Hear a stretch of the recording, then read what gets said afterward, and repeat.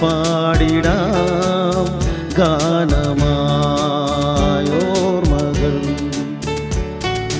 നീ നിറയൂ ജീവനിൽ പുളകമാ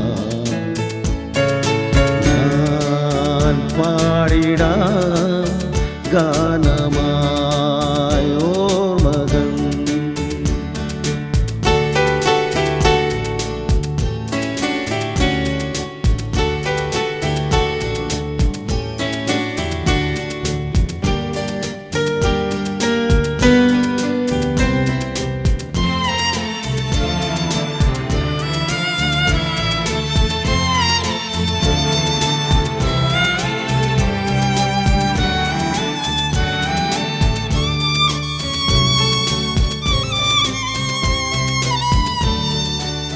തെളിയു നീ ദീപമായി ഇരുളു നീ മനമെതിൽ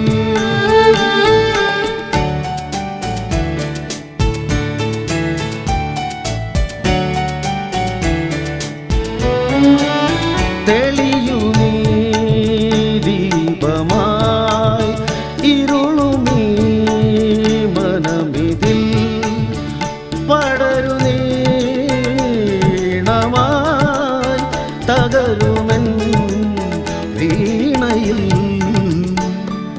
നീ നിറയൂ ജീവനിൽ പുളകമാ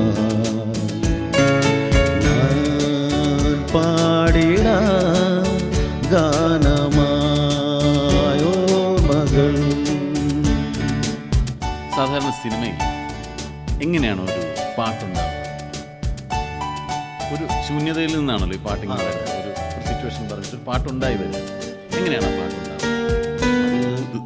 പലരും പല മെത്തേഡിലായിരിക്കും വരയ്ക്കുന്നത്.